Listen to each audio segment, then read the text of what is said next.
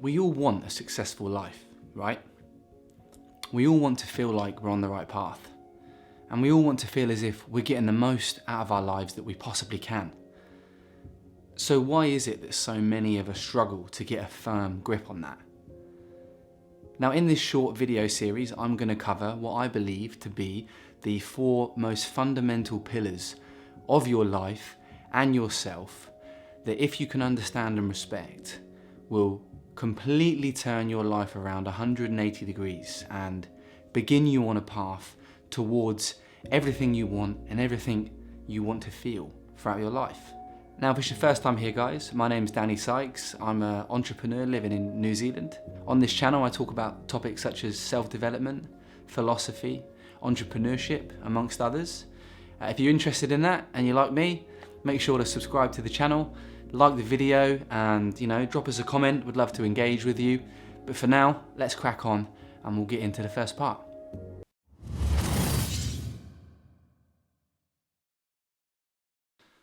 Now, to own your life, you need to understand it. You need to understand who you are and how you think. You need to take ownership of your actions whilst understanding that things won't always go your way, and to accept that. We need to be ready for the fact that the rug will get pulled from underneath us at times. And if anything, we need to take a stance on that where we are excited at the unexpected things that happen in our lives and the obstacles that it puts in front of us. Because in all honesty, it's only under that sort of pressure and adversity that we perform our real growth anyway. How many times have you heard somebody say, I'm so glad that actually happened to me now because I learned X. It's true. Now, I 100% guarantee you guys, if you can contemplate over these 4 integral pillars of your life that I'm going to discuss over this short video series and get them under control and make them part of a daily practice, you will grow in ways in your life that you didn't think you would be able to do. So for today, let's crack on with the first one. The first pillar. Control your perceptions. Our life is the creation of our minds. Buddha. Now, in essence, what this means is that our life ends up being exactly what our mind perceives it to be. Now, I'm sure you can all remember a time where you've been having a disagreement with somebody or something's happened and you just absolutely cannot fathom and understand how that other person sees it in the way that they do. It just blows your mind that that's what they're thinking.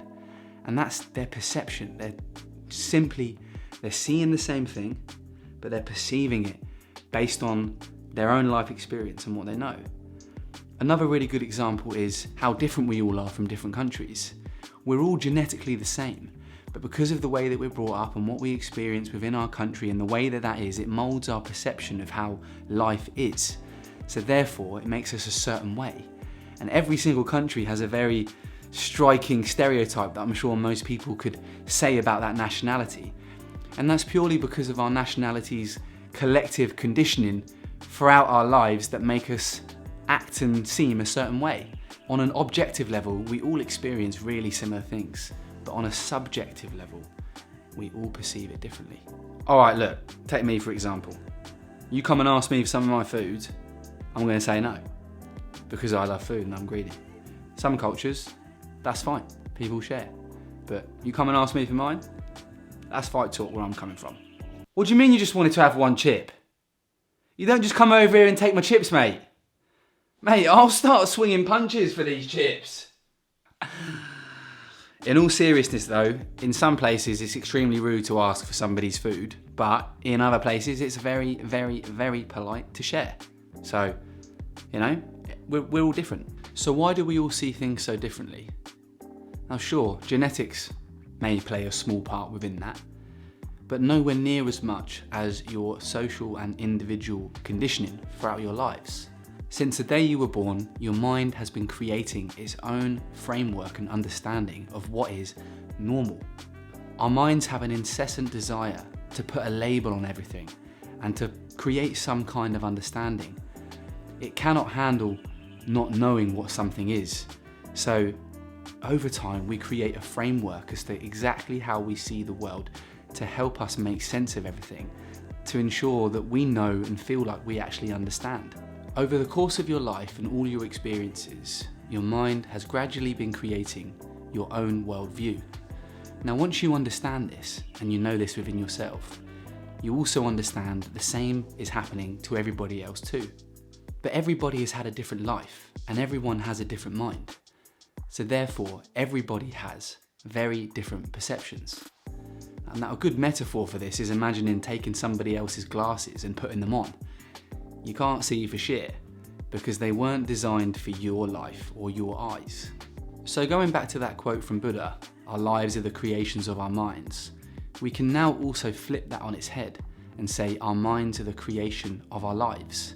What we experience influences our minds, and our minds influence what we experience. It's a double-edged sword where we think and act based off of our past experience, but we also gain experience based on current action. However, in most people, this stops happening in their early 20s or even before. We get to a certain point in our lives where everything's so bloody confusing and we don't even have a clue what we're even doing here, that we have to create some kind of understanding, because we already know that the mind doesn't like to not understand. So therefore we get to a point in our lives where we settle on what we think is right.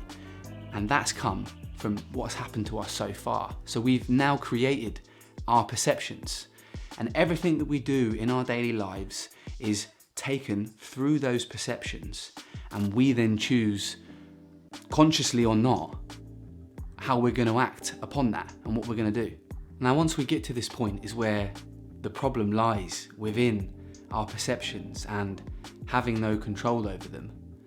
Because once we turn our back on anything that the mind doesn't understand, and we only use our own perceptions to assess situations, and we completely turn our back on anything else, we're turning our back on any and all new information.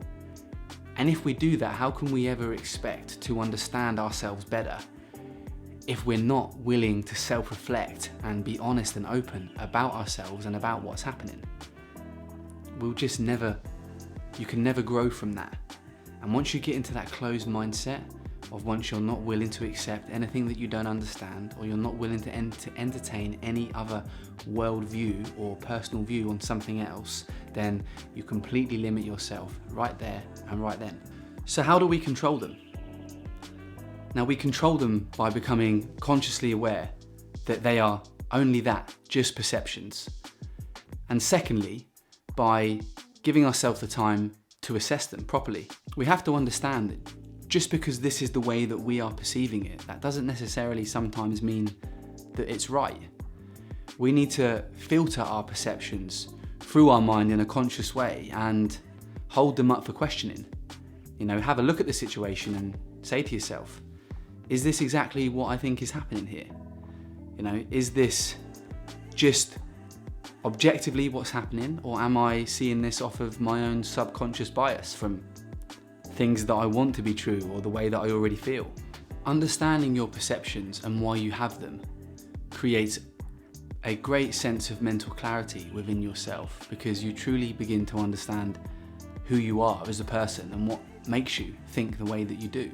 It's only once you reach this point that you can begin to make fundamental changes within your character, because you're giving yourself the opportunity to genuinely see what it is that might need to be fixed or might need to be changed. And you know, one of the most amazing parts about reaching this point in your life is that you can then begin to understand that this is the exact same for everybody else around you. Things that people do to you or do around you are very, very, very rarely anything personal. It's that they are just simply a projection of how that person is feeling and what they're perceiving themselves. You know, they're not seeing this situation in the same way as you. They're acting through their own lenses, through their own glasses. And when you understand that, it gives you such a nice sense of forgiveness, because you know that everybody is just running their own race, living their own life and seeing things in their own way. We have to have the courage to push back our mind's incessant need to try and label and understand everything. And only when we do that can we truly begin on a path of deep and honest self-discovery and self-reflection. Not knowing is not something to be feared, it's something to be celebrated. Only when we accept that we do not know can we truly be in a position where we can learn something new. So give yourself the opportunity today to move forward with an open heart and an open mind, to challenge your perceptions, to find out where they come from, to hold them up for questioning, and to change them when you feel that you should. Can you imagine a world where we all embraced and understood each other's opinions and their perceptions of things? Where we were patient with everybody else because we understood that they've simply just had a different life to us? It'd be pure magic. So let's do this. Let's, from today, move forward with an open heart and an open mind. And let's move one step closer to that kind of reality and that kind of society with us together. And if we all take ownership of our own perceptions, our own opinions, our own biases, and we truly begin to work through them, to change them where necessary, to understand where they've come from, and to build them up, to be able to assess and see things in an objective, caring, and understanding way, we would just live in such a better world. And I know that that is possible one day soon, and we can do it together. Thank you so much for watching this video today, guys. I really appreciate your time and your energy here with me. I'm going to be creating another 3 videos in this short video series on the 4 pillars of our existence and our lives that, if we can take ownership of and understand, will make such a huge difference. So I'll be posting the next one next week, and I hope to see you back for that one as well. If you have any questions, or you want to engage, or anything whatsoever, you want to reach out on my email and have a discussion about something that you might want a little bit more clarity on, or you just want a friend to talk to about some stuff, I'm always here with an ear. So drop me a line, like the video, subscribe to the channel, and I'll see you back for the next one. Have a great time. Stay blessed.